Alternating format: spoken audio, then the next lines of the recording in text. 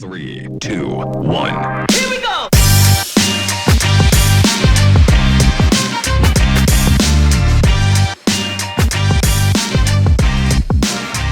ជំរាបសួរបងប្អូនទាំងអស់គ្នាខ្ញុំបាទបន្លីសូមស្វាគមន៍មកកាន់វីដេអូ review អំពី tablet ចេញពីក្រុមហ៊ុន HUAWEI បាទអញ្ចឹងនេះគឺជា HUAWEI MatePad 11អញ្ចឹងនេះគឺជា tablet ចេញពីក្រុមហ៊ុន HUAWEI ដែលមានតម្លៃធូរគួរបើដែរបើសិនជាយើងធៀបជាមួយនឹងគូប្រកួតប្រជែងផ្សេងៗលើកលែងក្រុមហ៊ុន Xiaomi Pad 5 ដែលពិបាកធ្វើការផ្ដួលវាបានប៉ុន្តែនេះគឺជា tablet របស់ក្រុមហ៊ុន HUAWEI វា brand HUAWEI អញ្ចឹង ecosystem របស់ HUAWEI ហើយក៏ដូចជា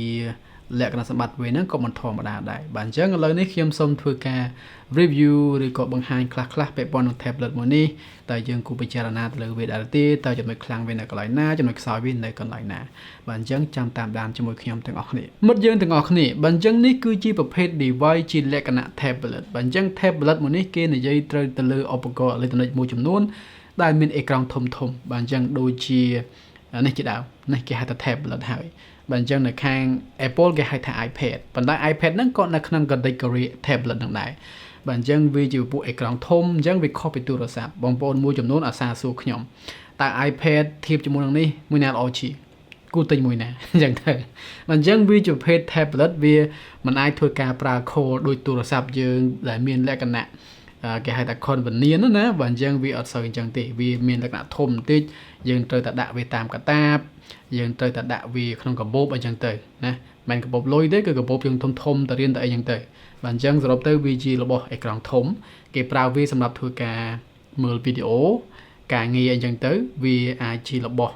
ទី2បន្ទាប់ពី laptop មកបាទអញ្ចឹងពេលខ្លះវាសឹងតែជំនួស laptop បានហើយទៅលើការប្រើប្រាស់ស្រាលៗប៉ុន្តែគាត់ថាបើសិនយើងជំរុញវាណាដូចជាការងារកាត់តវីដេអូអញ្ចឹងទៅ design អញ្ចឹងវាមិនបានដូច laptop ទេអូខេអញ្ចឹងខ្ញុំសូមចាប់ផ្ដើមទៅលើការរចនាម៉ូដរបស់ tablet មួយនេះបាទអញ្ចឹងខ្ញុំមិនមានអ្វីត្រូវនិយាយច្រើនទេបងប្អូនណាបាទអញ្ចឹងវាជាការ design tablet មួយដោយទទួលយកបានមែនទែនតែម្ដងស្តៀងគ្នាទៅនឹង Xiaomi Pad 5អញ្ចឹងទាំងគុណភាពផលិតវាក៏ដោយទាំងរូបរាងទូទៅរបស់វាក៏ដោយបាទអញ្ចឹងអេក្រង់របស់វាហ្នឹងក៏យើងឃើញថាវាធំលេតពេញបានស្អាតផងដែរហើយកម្រាស់របស់វាហ្នឹងត្រឹមតែ 7.25 មីលីម៉ែត្រតែប៉ុណ្ណោះហើយទម្ងន់សរុបហ្នឹងគឺត្រឹមតែ 485 ក្រាមបាទអញ្ចឹងមកល្មមតែម្ដងវាមិនធ្ងន់ពេកហើយវាក៏មិនក្រាស់ពេកដែរបាទអញ្ចឹងសម្រាប់ការប្រើប្រាស់របស់យើងជាប្រចាំថ្ងៃវាមិនអីទេបងប្អូនក៏ដូចជាការ design ទូទៅអញ្ចឹងវាមិនមានអីត្អូញត្អែទេតែវាក៏មិនមានអ្វីពិសេសដែលយើងគួរតែលើកជើងដែរនិយាយដល់ផ្នែកអេក្រង់របស់ tablet មួយនេះមានទំហំរហូតដល់ទៅ 10.9 អ៊ីញឯណោះដែលវាប្រើបច្ចេកវិទ្យាអេក្រង់ IPS LCD display ហើយវាក៏បង្ហាញរហូតដល់ទៅ 2K ផងដែរដែលមានកម្រិតដង់សីទីអេក្រង់ 275 ppi ហើយមិនត្រឹមតែប៉ុណ្ណោះវាក៏ refresh រហូតដល់ទៅ 120Hz បងប្អូនបាទអញ្ចឹងវាជាអេក្រង់មួយល្អទោះបីប្រើបច្ចេកវិទ្យាអេក្រង់ IPS LCD ក៏ដោយប៉ុន្តែទៅលើការបង្ហាញពណ៌របស់វាហ្នឹងគឺវាល្អបងប្អូនវាមិនបាន colorful វាមិនបាន saturated វាមិនបានលិចចាំងចែងដូចជាពួក AMOLED ហ្នឹងទេប៉ុន្តែគ្រាន់ថាវាជាអេក្រង់មួយមិនទទួលយកបានវា 120Hz វា support ជាមួយនឹង P3 color gamut ណាហើយអេក្រង់វាហ្នឹងក៏ 2K ទៀតអញ្ចឹងវាជាអេក្រង់មួយដ៏ល្អសម្រាប់ធ្វើការមើលវីដេអូ gaming អញ្ចឹងទៅនិយាយដល់ការមើលវីដេអូឬ gaming វាពាក់ព័ន្ធទៅនឹង media consumption ការមើលវីដេអូការស្ដាប់ចម្រៀងអញ្ចឹងទៅបាទអញ្ចឹង tablet មួយនេះវាមាន speaker 4 គ្រាប់សំឡេងវានឹងវាមិនធម្មតាទេបងប្អូនណា speaker 4 គ្រាប់ហើយបែងចែកវាចេញជាលក្ខណៈ stereo ទៀតផងបាទអញ្ចឹង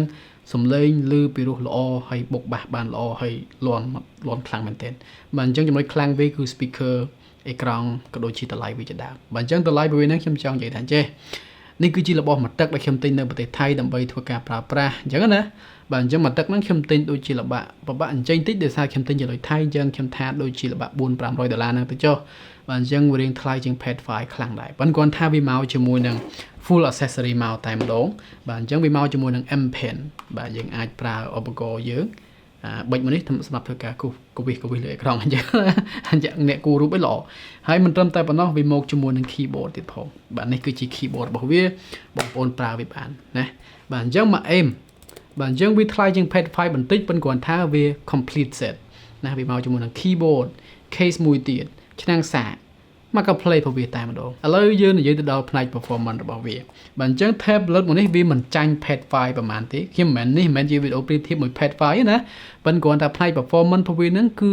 វាញាក់សាច់ដែរបើសិនយើងស្ដាប់ទៅបាទអញ្ចឹងវារត់ជាមួយនឹង Qualcomm Snapdragon 865បាទអញ្ចឹង865ជា chip ដែលវាខ្លាំងជាង Snapdragon 860បាទអញ្ចឹង chip នេះវាជា chip flagship ហើយវាមាន RAM 6GB នៅក្នុងនេះជាមួយនឹង memory ក្នុងម៉ាស៊ីនហ្នឹង 128GB ផងដែរអញ្ចឹងចំពោះផ្នែកម៉ាស៊ីនរបស់វាកម្លាំងរបស់វានៅប៉ុណ្ណឹងណាខ្ញុំមិនបាច់ទាញ Enter 2ឲ្យបងប្អូនមើលទេបងប្អូនសម័យមើលទៅ Snapdragon 865មិនមែនជាម៉ាស៊ីនខ្សោយទេនៅខ្លាំងនៅឡើយណាហើយបូកជាមួយនឹងអេក្រង់ 120Hz ទៀតអញ្ចឹងវាជា tablet មួយខ្លាំងពាក់ព័ន្ធនឹងផ្នែក performance វាក៏ត្រូវបានបន្តភ្ជាប់ជាមួយនឹងប្រព័ន្ធ operating system របស់វាផងដែរបាទអញ្ចឹងនេះគឺជា tablet របស់ក្រុមហ៊ុន HUAWEI បាទអញ្ចឹងបងប្អូនដឹងហើយថា HUAWEI ឥឡូវហ្នឹងនៅដល់ចំណុចណាបាទអញ្ចឹងគឺអត់មាន Google services អីទេហើយវាក៏រត់ជាមួយនឹង Harmony OS ផងដែរបាទអញ្ចឹងសម្រាប់បងប្អូនដែលងប់ជាមួយនឹងពពួក Google ecosystem ដែល lock យើងថាយើងចាក់សោជាមួយនឹង app របស់ Google តែម្ដងណាដែលយើងខ្វះ Gmail អត់បានដែលយើងខ្វះYouTube អត់បានដែលយើងខ្វះនិយាយទៅបងប្អូនស្គាល់ Google App ហើយអញ្ចឹងវាមិនមែនជាជម្រើសល្អសម្រាប់បងប្អូនទេដោយសារតែវាអត់មាននៅរបស់ទាំងអស់នោះប៉ុន្តែគ្រាន់ថាយើងមានវិធីសាស្ត្រដែលយើងអាចប្រើប្រាស់ដែលយើងអាច access Google App របស់យើងនៅក្នុង tablet មួយនេះឥឡូវនេះវាស្រួលជាងមុនបាទអញ្ចឹងយើងមាន G Space ដែលយើងអាចធ្វើការ access រាល់ Google App នៅលើ virtual មួយនឹងទាំងអស់ទៅតែម្ដងទាំង Google ទាំង Play Store ទាំងស្អីនិយាយទៅមកក៏ play បងប្អូនណាបាទអញ្ចឹងវាពិតជាល្អមែនទែនប៉ុន្តែគ្រាន់ថាវាអត់ native ទេដដែលទេណាបើសិនជាបងប្អូនដែល lock ជាមួយនឹង Google App ទៅតែម្ដងដែលគិតថាពពួក Google Play នឹងសំខាន់សម្រាប់បងប្អូនអញ្ចឹងវាមិនមែនជារបស់ល្អទេណាវាអាចជាហានិភ័យខ្លះដែរប៉ុន្តែបើសិនជាបងប្អូនដែលត្រឹមប្រើមុំណាដែលអត់សូវ store file នៅលើ Google Drive ដែលអត់សូវប្រើ Gmail សម្រាប់ធ្វើការតាក់ទងអញ្ចឹងទេអញ្ចឹងវាអាចជាជម្រើសល្អដែលបងប្អូនគួរតែក្លែកមើលផងដែរនិយាយពាក់ព័ន្ធដល់ Harmony OS មួយនេះយើងឮឈ្មោះថា Harmony OS ហ្នឹងវាជា OS មួយថ្មីអញ្ចឹងយើងរំពឹងថាវាប្រហែលជាខុសពី Android ហើយប៉ុន្តែมันខុសទេបងប្អូនណាស្តីងគ្នានឹង Android អញ្ចឹងទាំង UI របស់វាទាំងនិយាយទៅមកទាំង notification center ទាំង control center ហ្នឹងគឺដូចទៅនឹង Android អញ្ចឹងស្តីងទៅនឹង EMUI version ចាស់របស់ក្រុមហ៊ុន HUAWEI ពីមុនមកប៉ុន្តែគ្រាន់ថាវាជា Harmony OSប៉ុណ្ណឹងយល់ហើយណាសម្រាប់ចំណុចកាមេរ៉ារបស់ tablet HUAWEI Pad 11មួយនេះបាទអញ្ចឹងមានកាមេរ៉ា13 megapixel តាមមួយគ្រាប់តែប៉ុណ្ណោះនៅខាងក្រោយតែវាអាចធ្វើការថត 4K វីដេអូបានបាទអញ្ចឹងវាមិនសូវច្បាស់ពេកទេប៉ុន្តែមកទទួលយកបានបងប្អូនតែសរុបទៅ tablet គេមិនមែនធ្វើសម្រាប់ធ្វើការថតរូបទេណាបាទអញ្ចឹងថតរូបជាមួយ tablet ទៅវាក៏មិនតំណងដែរវាធំហ្មងគេថាយើងអួតចឹងអីទៅបាទអញ្ចឹងមួយទូរស័ព្ទអីល្អបន្តិចប៉ុន្តែគ្រាន់ថាគុណភាព 4K វីដេអូវាទទួលយកបានបងប្អូនណាមកល្មមហើយថតរូបភាពហ្នឹងក៏វាច្បាស់បានល្អផងដែរបងប្អូនពិតជាមិនអន់ទេខាងមុខក៏ដូចគ្នាផងដែរបងប្អូនណាថតវីដេអូបានត្រឹម 1080 ប៉ុន្តែគុណភាពរូបភាពហ្នឹងមកទទួលយកបានបាទត្រឹមវីដេអូ call zoom call មកការងាររបស់យើងហ្នឹងវាហួសពីគ្រប់គ្រាន់ទៅទៀតបងប្អូនឬក៏យើងអាចប្រើវាណាជាសម្រាប់ធ្វើការថត YouTube វីដេអូខ្លីៗ TikTok អីចឹងទៅវីដេអូសម្រាប់ Facebook អីចឹងទៅបាទមកអេមដែរតាអត់អន់ទេមកល្មមទទួលយកបានហើយប៉ុណ្ណឹងវាគ្រាន់បើជាងwebcam របស់ laptop ដែរ laptop ខ្លះ webcam និយាយវាក់គណនាបដ ாய் តម្លៃចុង$2000 webcam អំបិលអញ្ចឹងនេះវាគ្រាន់បើដែរតានិយាយដល់ចំណុចថ្មរបស់ tablet របស់ក្រុមហ៊ុន HUAWEI មួយនេះមានទំហំ 7250 mAh ហ្នឹងហើយអំពែម៉ោងហើយវាក៏ support ជាមួយនឹងបច្ចេកវិទ្យាសាកលឿនបានលឿនផងដែររហូតដល់ទៅ30 W បងប្អូនបាទអញ្ចឹងវាសាក់បានលឿនមកល្មមដែរថ្មវាធំហើយខ្ញុំឃើញថា software របស់ក្រុមហ៊ុន HUAWEI មួយនេះ Harmony OS មួយនេះនិយាយទៅតាំងពីដំបូងមកខ្ញុំមិនកាន់ជើង HUAWEI បងប្អូនណាខ្ញុំបានប្រើ P30 Pro ថ្មវាកាន់បានល្អមែនទែនសរសើរ Mate 20 Pro ក៏ខ្ញុំធ្លាប់ប្រើដែរអូយថ្មលុយៗធម្មតាទេអញ្ចឹងអាមួយនេះថ្មវាក៏កាន់បានល្អដែរហើយវានិយាយទៅ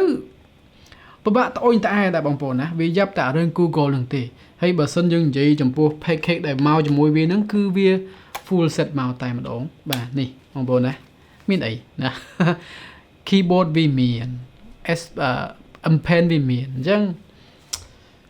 kind of good but yeah you know